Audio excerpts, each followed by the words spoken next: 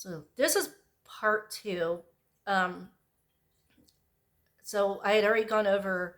Um, I helped my mother's husband with the safe driving course, and then that September 22 is my mother's birthday, and their son had shown up to ask mother for money.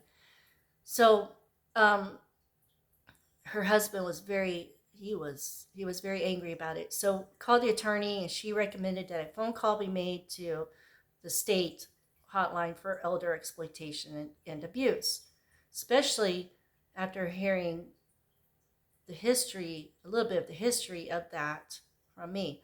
So a phone call was made to the state for elder exploitation and abuse, and Marvin knew that this phone call was going to be made. He gave the blessing for it. So that was September 14th. Mother's birthday was on the 13th. And on the 15th, a social worker showed up at their home, and he called me, and he was very disturbed by my mother's condition and the condition of the home, which it was pretty bad. Their home was pretty bad. Um, and I said, yes, there's a lot going on. I know that their son has used my mother for support for as long as I can remember. And so he called law enforcement, and law enforcement, the sheriff's office showed up, and then after talking to mother and her husband, they called me, and I told them, gave them a brief synopsis of what I knew was going on, and and they kind of, I think they wanted me to, you know, be there. But I told them I lived 1,000 miles away, and I will travel down there again, and I would make plans. So I did. I made plans to go down there in October, but they went and talked to their son, to mother and her husband's son, and they told him that he needed to stay away because there was a report. His excuse was, well, I only needed money for rent, and my mother, so I'm going to pay her back, which there is no evidence that he paid her back any money over the years. If he did, it was very, very little because he never had enough money to pay her back anyway. So I drove. Uh, so before I went down there, um, the attorney, it was arranged for the attorney to meet mother and her husband because her husband was done with her son. He wanted him completely off of everything, which was fine with me at that time. But again, like I said, that's all been null and void. I'm no longer a part of their life.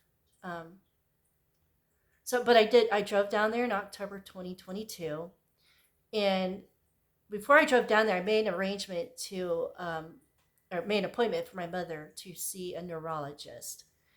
And so I took her to the neurology appointment, and they ordered an MRI, and they gave her a memory assessment, and it it wasn't favorable.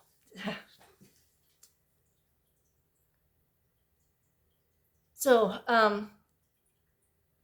I took her back home, and I told her husband, what the doctor said, and that she needed to have an MRI and a sleep study. And trying to take care of all these things and help her husband with 1,000 miles between us was actually challenging. um, so I went back home. So I got mother's haircut before headed back home. I got her haircut. Um, Tried to get an appointment for a sleep study, but made an appointment for her MRI. Took her, got blood work.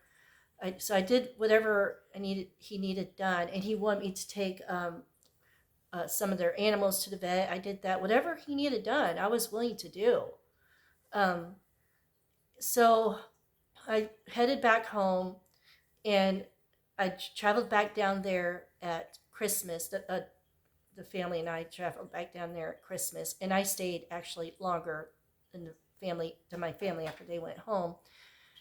Took mother for her follow up to the neurologist, and the findings were that she had some brain damage, and they weren't sure whether it was from injury or if it was something that she was born with. But she was in early stage dementia due to the brain injury. She does have a history of falls, so it could have been that. But also, my mother did have some difficulty learning, so it could have been something she was born with. We don't know. So I helped them, mother and her husband, while I was down there. I took her hair, get her hair cut again, and um, so over the next year, I traveled down there every 3 to 4 months to take mother to appointments, to get her hair cut, to kind of keep up with things. And I started monitoring their bank account, and there were some issues with the bank account that I had to put a stop to. The evidence that their son was still had some access to it. He also there was also a credit report pulled, and she had some heavy debt that was not hers. So I had to sit with her, make these phone calls with her next to me to try to get these credit uh, credit cards taken care of, and that's a whole other story. Um, Mother never could say no to her son for some reason, but I was starting to feel hopeful that things were going to start looking up for her and her husband, especially financially, now that that umbilical cord was cut to their son. And I started monitoring their bank account, watching it grow, transferring money to their savings account to help their funds grow, and keeping her husband updated with all of that. And every time I go down there, like I said, I would take her to get her hair cut, take her to appointments. But her mental status was not improving, even though she was on medication. There was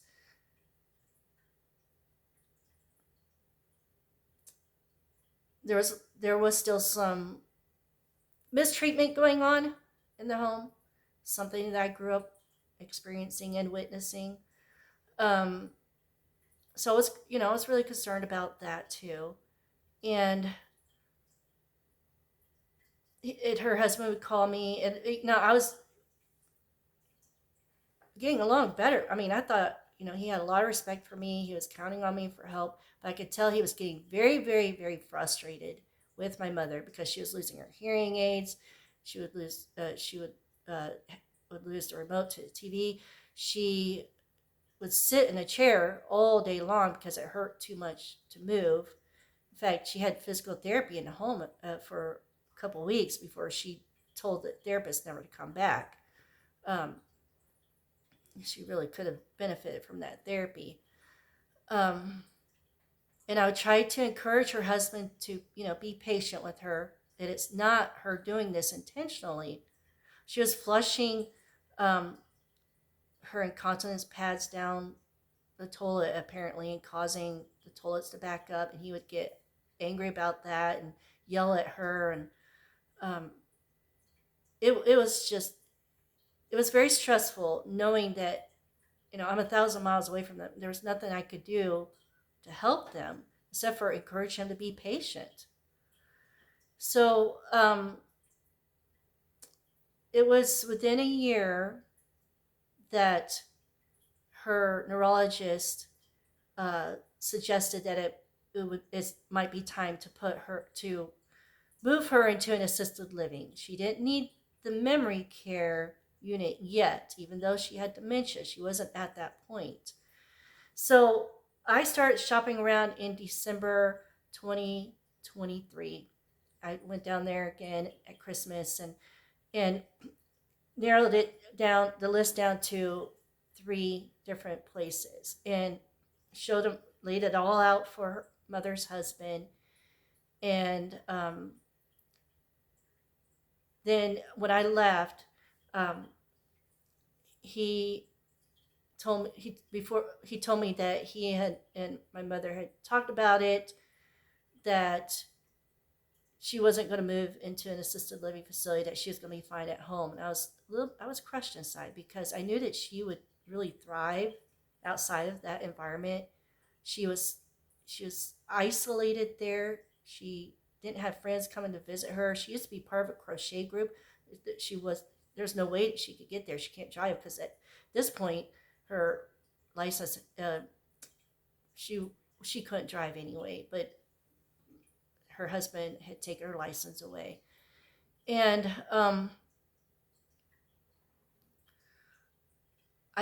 I don't know, it just was a confusing time. So then, I left and I was like, he's going to call me again. He's going to say, this is it. I need her out of here. It was either that or he was going to kill her. And he is capable of killing somebody. I don't, he has guns in the home and he has that kind of a temper. I do truly believe he is capable of killing somebody, even in his old age.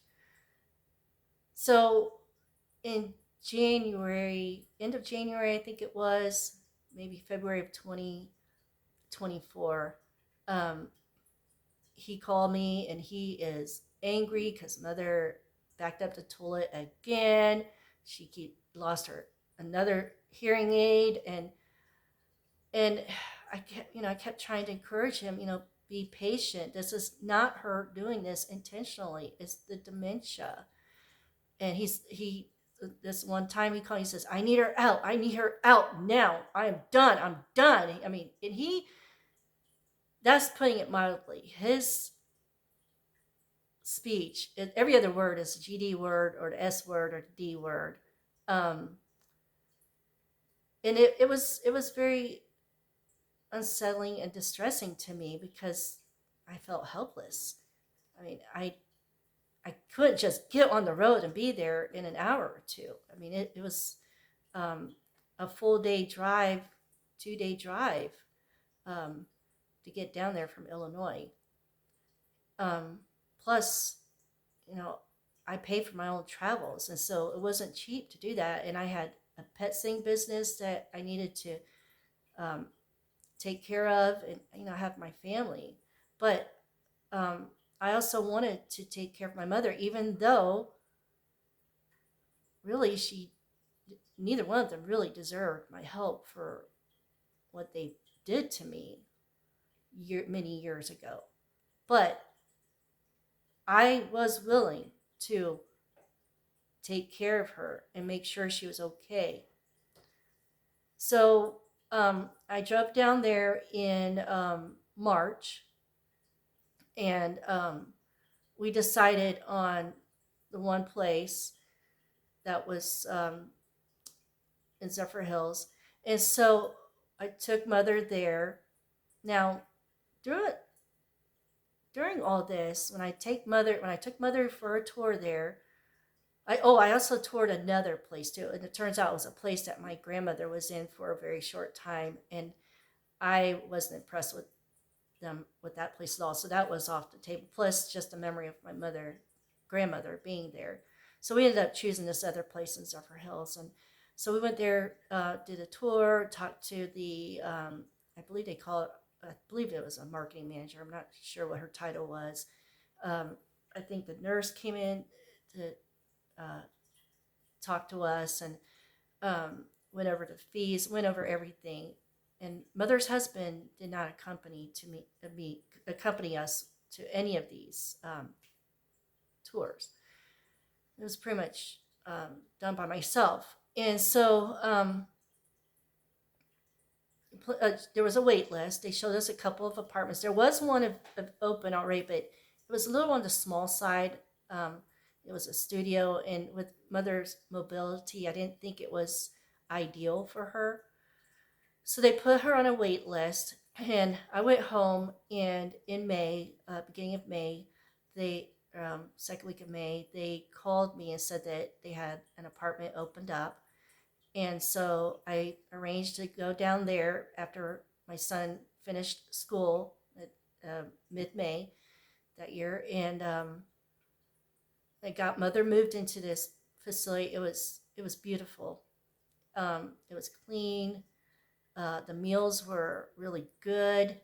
Um, that first night, though, she was emotional. She, you know, kept asking, when is she going home? And I said, well, we don't know yet, but you're going to be here for a while. Let's see how you do. We need to get you better. We need to get you, moving better and get you on your medications regularly. Because that was another thing. She was not taking her medications at home, and her husband was just putting her pills there, expecting her to take them. And I told him that he needed to make sure and watch her take her medications. So got her moved in, and I would her husband showed up. He didn't even help me move her in.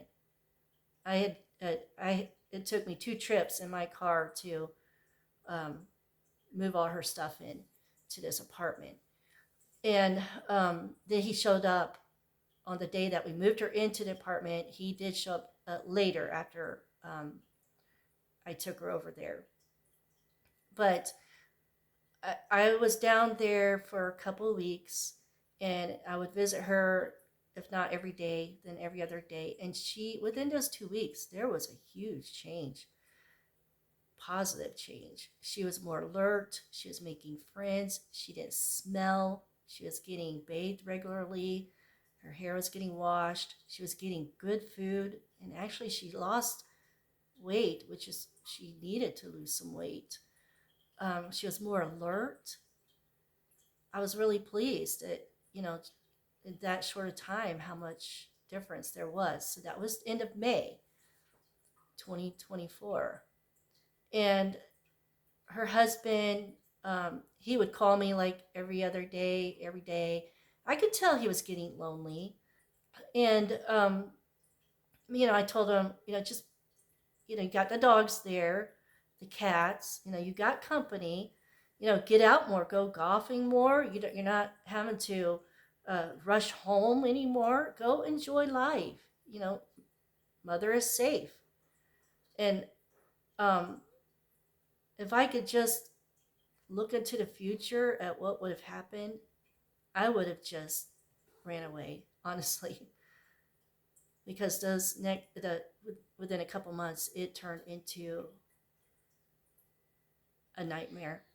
But I also talked to a couple of my cousins. Actually, their mother was the sister to my mother's husband, the oldest sister.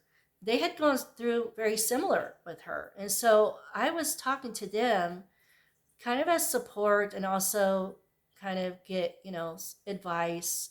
And they were very helpful, especially the two of the sisters, of which one of them has since passed away, unfortunately. Um, and they encouraged me too. And one of them suggested, tell Uncle Marvin, that Uncle Jimmy is there and he can help. They can spend more time together. Now these 2 brothers, mother's husband's youngest brother, they were never that close before, because there's a huge age difference between them. So anyway, I suggested to mother's husband, go visit your brother more. He lives pretty close by. And I should have known better, knowing what that brother did to their other sister and her boys. So anyway, that's part 2.